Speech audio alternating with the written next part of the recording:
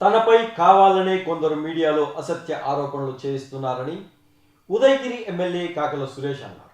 అగ్రిగోల్డ్ ఆస్తుల వ్యవహారంలో తనపై వచ్చిన ఆరోపణలను ఆయన కొట్టిపారేశారు. అగ్రిగోల్డ్ సంస్థ తమ దగ్గరకు వస్తే సీఎం చంద్రబాబు నాయుడు దగ్గరకు తీసుకువెళ్లి సమస్యను పరిష్కరిస్తామని ఆయన అన్నారు. అగ్రిగోల్డ్ భూమి ఎక్కడ ఉందో కూడా తనకు తెలియదని పేర్కొన్నారు.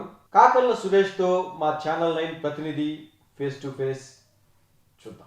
నెల్లూరు జిల్లా ఉదయగిరి ఎమ్మెల్యే కాకర్ల సురేష్ మనతో ఉన్నారు. ఇటీవల కాలంలో ఆయన అనేక అసత్య ఆరోపణలు ఎదుర్కొంటున్నారు. ఈ అసత్య ఆరోపణలన్నిటికీ ఒకే రోజు క్లారిటీ ఇచ్చారు. ఆ క్లారిటీస్ ఏంది, ఎలా ఉండబోతుంది, రాబోయే రోజుల్లో ఏం అభివృద్ధి చేశారనేది ఒకసారి అడిగి తెలుసుకున్నాం. చెప్పండి సార్, మీరు ఈ బడ్జెట్పై మాట్లాడారు. ఈ బడ్జెట్ బాగుందా, జనరంజకంగా ఉందా లేదా? బడ్జెట్ డెఫినెట్గా అంటే ఒకటండి, గత 5 ఏళ్లలో జగన్మోహన్ రెడ్డి గారి అడ్మినిస్ట్రేషన్లో మనం ఎంత వెనకబడ్డామో, ఎంత డిపార్ట్మెంట్లన్నీ ఎలా నాశనం చేశారో, వ్యవస్థలన్నీ నాశనం చేశారు. ఆ అరాచకంలో నుంచి, ఒక ఆర్థిక సంక్షోభంలో నుంచి మన బాబు గారు ముఖ్యమంత్రిగా అయ్యారు. అయిన తర్వాత ఆయనకున్న రీసోర్సెస్లో, ఆర్థికంగా ఆయనకున్న రీసోర్సెస్లో మనది తెలంగాణ మాదిరిగా మనకు విపరీతంగా రెవెన్యూ వచ్చే స్టేట్ కాదు మనది. ఆయనకున్న అవకాశంలో ఆ ఉన్న బడ్జెట్లోనే, మనకున్న ఆదాయంలోనే ఆ బడ్జెట్ వేయడం జరిగింది. మీరు బడ్జెట్ సూపర్గా ఉందా అంటే సూపర్గా ఉందని మనం ఎలా చెప్పలేము. ఎందుకంటే మన అవసరాలు ఇంకా ఎక్కువ ఉన్నాయి, మన విష్ లిస్ట్ ఎక్కువ ఉంది, అవసరాలు ఎక్కువ ఉన్నాయి. సో ఆ రకంగా బడ్జెట్ మనం ఇంకా కూడా అన్ని అవసరాలను మించి చేసుకోవాలంటే ఆ బడ్జెట్ మనకు ఆదాయం కూడా పెరగాలి. సో బాబు గారు ఆలోచన ఏంటంటే ఆదాయం పెంచుకోవాలి. ఆదాయం పెంచుకోకపోతే మనం అప్పులు బాగా పడిపోతాం. అప్పులు పెంచుకుంటే వెళ్ళిపోవాలి. ఓ పక్క ఆదాయం పెంచుకోవాలి, ఓ పక్క సంక్షేమం చేయాలనే ఉద్దేశంతో ముందుకెళ్తా ఉన్నారు. నేను ఇందా చెప్పినట్టుగా 20-40 ఏళ్ళలో కూడా అదే ఆయన ఆలోచన కూడా అదే. అంటే ఒక కుటుంబానికి ఒక ఉద్యోగం వచ్చేటట్టు చేస్తే బెటరా, లేకపోతే పెన్షన్ లేకపోతే వెల్ఫేర్ చేసుకుంటా రాబోయే 40 ఏళ్ళు కూడా చేసుకుంటూ వెళ్తే బెటరా అనేది ఆలోచన చేస్తే డెఫినెట్గా ఒక కుటుంబానికి ఉద్యోగం వచ్చే దాని మీదనే మనం ఫోకస్ ఎక్కువ చేయాలి. లేదంటే అప్పుడే కుటుంబం డెవలప్ అవుతుంది, వాళ్ళకి ఏ వెల్ఫేర్ అవసరం ఉండదు. సో ఆ విధంగా వారు 2047కి విజన్ పెట్టుకొని ముందుకు వెళ్తా ఉన్నారు. నాకు తెలిసిన సమాచారం అది. ఇటీవల కాలంలో నెల్లూరు జిల్లా ఉదయగిరిలో అనేక ఆరోపణలు ఎమ్మెల్యేగా మీ మీద వస్తున్నాయి. దాని మీద మీ అభిప్రాయం? ఒకటి, మొట్టమొదట రీసెంట్గా ఎక్కువ నా మీద మాట్లాడింది, నేను అదే దాని గురించి ఖండించాలని కూడా నేను అనుకోలేదు. ఎందుకంటే నాయకులందరికీ అదే చెప్పారు, ఈ పరిమాణాలన్నీ మనం ఖండించాల్సిన అవసరం లేదంటే, లేదు మళ్ళీ ఇప్పుడు ఫోర్స్ చేశారు చెప్పాలి మనం ఇదని. జామాయిల గురించి వచ్చింది. నేను జామాయిల గురించి చెప్పడం జరిగింది. మొత్తం సబ్జెక్ట్ తెలుసుకొని, అంటే జామాయిలు అనగానే నాకు పూర్తిగా తెలియదు సబ్జెక్ట్ ఏం జరుగుతుంది, అగ్రిగోల్డ్ ఏంది, గోల్ ఏంది, ఇదంతా అన్ని స్టడీ చేసిన తర్వాత వాళ్ళతో మాట్లాడిన తర్వాత నాకు అర్థమైన సబ్జెక్ట్ ఏంటంటే 8 మండలాల్లో అగ్రిగోల్డ్ వాళ్ళకి కొన్ని వేల ఎకరాలు ఉంది ఇక్కడ. దాంట్లో జామాయిల చెట్లు ఎప్పుడో వేసున్నారు వాళ్ళు. అసలు యాక్చువల్గా అగ్రిగోల్డ్ బాధితులను ఆదుకోవడానికి ముందుకు వచ్చింది తెలుగుదేశం పార్టీ గవర్నమెంట్. బాబు గారు ఆదుకున్నారు వాళ్ళు. ఆదుకుంటే అది ఇప్పుడు ఏదో కోర్టులో ఏదో కేసు నడుస్తూ ఉంది. నేనేమంటానంటే అగ్రిగోల్డ్ భూములు ఉన్నాయి, భూములు ఎవరో లాక్కోవటం లేదు ఇక్కడ, భూములు క్షేమంగా ఉన్నాయి. నాకు తెలిసి భూముల జోలికి ఎవరు వెళ్తున్నట్లేదు. గత వైసీపీ గవర్నమెంట్లో ఏం జరిగిందో నాకు తెలీదు. అసలు ఆ భూములు కూడా సర్వే నెంబర్లన్నీ వెరిఫై చేసి, అసలు ఆ భూములన్నీ కూడా వాళ్ళకు ఉన్నాయో లేదో దేవుడు తెలియాలి.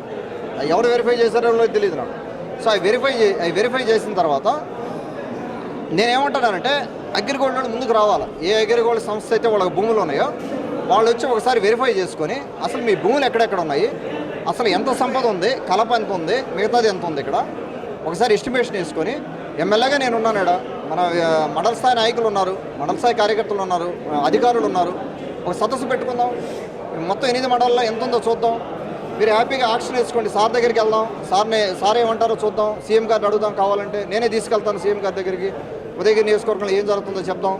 అయిన తర్వాత ఇవన్నీ ఒక ఆక్షన్ లాగా వేసి, ఒక ఆదాయం వస్తే సపోజ్ ఎంతో కొంత ఒక 100 రూపాయలు వస్తే, ఆ 100 రూపాయల్లో మాకు ఒక 25 రూపాయలు మాకు ఇండి ఉదయగిరి కాన్స్టిట్యున్సీకి డెవలప్ చేసుకునేదానికి 25 మీకు ఎంత వీలైతే అంత ఇవ్వండి, మాకు మిగతాది మీరు తీసుకోండి హ్యాపీగా. అది నా ప్రపోజల్. అంటే నా టేబుల్ దగ్గరికి కానీ డిస్కషన్ కానీ వస్తే. అంతేగాని ఈ మధ్య ఒక 4-5 ఎకరాల్లో కొట్టారని నా దృష్టికి వచ్చింది. అంటే ఎక్కువ మొత్తంలో 4-5 ఎకరాల్లో కొట్టారని చెప్పి. 4-5 ఎకరాలు అంటే ఎంత ఉంటుంది రఫ్గా కలప? 50 టన్నులు అంటే ఎంత రఫ్గా, ఎంత ఎస్టిమేషన్? ఇప్పుడు వరకు 8-9 నెలల్లో కూడా నాకు తెలిసి అక్కడక్కడ చిన్న కంప్లైంట్లు వచ్చినాయి. కానీ ఈ మధ్య వచ్చిన కంప్లైంట్ తోటి ఏదో మా కట్టగట్టినట్టు ప్రయత్నం చేశారు ఇది. సో అదంతా అవాస్తవం. అది ఎవరైనా కూడా ఒక బేసిక్ ఎవిడెన్స్ తోటి నా దగ్గరికి వస్తే నేను యాక్షన్ తీసుకోవడానికి రెడీ. ఒకవేళ మనకు సంబంధించిన వాళ్ళు ఎవరైనా ఇన్వాల్వ్ అయినా కూడా నేను రెడీగా ఉన్న యాక్షన్ తీసుకోవడానికి. నేను క్లియర్గా గెలిచిన తర్వాత కూడా చెప్పడం జరిగింది. మా ఆఫీస్ వాళ్ళు ఎవరైనా సరే ఎవరినైనా రూపాయి అడిగినా అధికారులు కూడా ఇవ్వద్దని చెప్తున్నా. కరప్షన్ లేని అంటే సిస్టమ్స్ అన్నీ ఆల్రెడీ కరప్టెడ్ అండి. అంటే ఫ్రాంక్గా మాట్లాడుకోవాలంటే మనం సిస్టమ్స్ అన్నీ కరప్ట్ అయి ఉన్నాయి, ఆల్రెడీ నాశనం చేసి పెట్టారు. ఆ నాశనంలో నుంచి మనం కొద్దిగా ఒక రకంగా దాన్ని రెక్టిఫై చేసుకుంటూ ముందుకు పోవాలంటే టైం పడుతుంది. అది నేను ఒక్కడిని చేయలేని పని. అది నా దృష్టికి వచ్చినవన్నీ నేను రిజాల్వ్ చేస్తూ ఉన్నాను. అదేవిధంగా అగ్రిగోల్డ్ కూడా అయింది. అగ్రిగోల్డ్ వాళ్ళకి నేను ఏమంటున్నాను, నేను సమస్యకు పరిష్కారం కూడా చెప్తున్నాను. మీరు వచ్చి కూర్చోండి, మాట్లాడుతున్నాం, ఎవరున్నారు అగ్రిగోల్డ్ వాళ్ళు. నా దృష్టికి అయితే ఎవరు తీసుకురాలి. తర్వాత వాళ్ళు ఎక్కడికో విజిట్ చేయడానికి వచ్చారంట. నేనేమంటానంటే, ఓకే మీరు నాయకులు కొంతమంది వచ్చారు, విజిట్ చేయడానికి వచ్చారు, హ్యాపీగా నన్ను కలవచ్చు కదా. ఎమ్మెల్యే నేనున్నాను, తెలుగుదేశం పార్టీ ఎమ్మెల్యే నేనున్నాను, మన నాయకులు ఉన్నారు, మండల స్థాయి నాయకులు ఉన్నారు, వచ్చి కూర్చొని మాట్లాడుకోవచ్చుగా. ఇది జరుగుతోంది.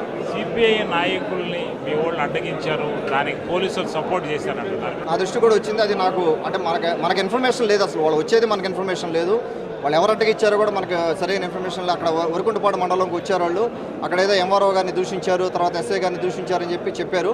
తర్వాత వాళ్ళకేదో అక్కడ కొంత వాగ్వివాదం అయిందని చెప్పి తెలిసింది, కానీ అంతకు మించి జరిగిందని నాకేం ఐడియా లేదు. మీ పార్టీకి సిపిఐకి ఎలాంటి వివాదం లేదా? మాకేమీ లేదండి, ఏమీ లేదు. యాక్చువల్గా చెప్పాలంటే నాకు కమ్యూనిజం భాజాలం ఎక్కువ ఉండేవాడిని. నేను చిన్నప్పటి నుంచి కూడా అసలు ఇక్కడికి వచ్చిందే కొన్ని పేదల జీవితాలు మార్చడానికి వచ్చినవాడిని నేను.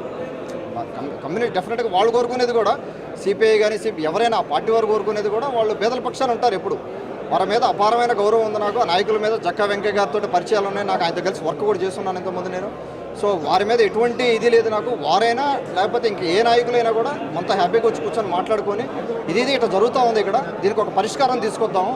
ఎందుకు పరిష్కారం తీసుకొద్దామని అంటున్నానంటే, నేను ఇప్పుడు 4-5 ఎకరాల్లో కొట్టారు, అది నేను ఆపాను. ఇప్పుడు ఫర్దర్గా జరగకుండా ఆపాను. ఇది కంటిన్యూ జరిగేదానికి అవకాశం కూడా ఉంది. రేపు పొద్దున మళ్ళీ ఇంకోరు ఎవరైనా కొట్టే అవకాశం ఉంది. సో దీన్ని అన్నిటికీ ఫుల్ స్టాప్ పెట్టాలంటే దీనికి ఒక సొల్యూషన్ తీసుకురావాలి మనం. దానికి నేను ఆఫర్ చేస్తున్నాను, మీరు వచ్చి కలిసి కూర్చొని మాట్లాడుకుందాం. లీగల్గా ఇబ్బందులు లేకపోతే, ఒకవేళ లీగల్ ఇబ్బందులు కోర్టులు ఏదైనా ఉంటే దానికి నేను చేయగలిగింది ఏమీ లేదు. తెలీదు. నేను అదే చెప్పేది. అసలు ఇప్పుడు 4-5 ఎకరాల్లో కొట్టారు వరకుంటపాడు మండలంలో. ఆ 4-5 ఎకరాలు కూడా అగ్రిగోల్డ్కి సంబంధించిన సర్వే నెంబర్లు అనేది కూడా క్లారిటీ లేదు. ఎంఆర్ఓ గారిని కలిసారో లేదో నాకు తెలియదు, ఏం జరిగింది అనేది తెలియదు. నేను ఎంఆర్ఓ గారిని కూడా జరిగింది, ఏంది సార్ ఇది ఎంత గోలంతా ఏంటంటే అది ఆయన కూడా తెలియదు పూర్తిగా. ఏ సర్వే నెంబర్లు అని వీళ్ళ దగ్గర ఉండవు. ఎంఆర్ఓ గారు మెయింటైన్ చేయరంట సర్వే నెంబర్లని. వాళ్ళు సిబిసిఐడి పరిధిలో ఉందని అంటున్నారు వాళ్ళు. సో అసలు ఆ ఏ సర్వే నెంబర్లో కొట్టారో కూడా ఐడియా లేదు. ఇప్పుడు ఎవరికి ఐడియా లేదు, దాని మీద ఒక క్లారిటీ లేదు, ఒక ప్రాసెస్ లేదు, ఏమీ లేని దాని మీద విపరీతంగా ఎట్టబడితే అట్ట మాట్లాడేసి ఏ తప్పు జరిగినా కూడా నా మెడకేసేది. అంత పిచ్చోడిని ఏం కాదు కదా నేను అన్నది. కాకపోతే చూస్తూ ఉన్నా, అబ్జర్వ్ చేస్తా ఉన్నా ఏం జరిగేది. ఈ ప్రచారం టీడీపీ నేతలే చేస్తున్నారా లేదా వైసీపీ వాళ్ళు?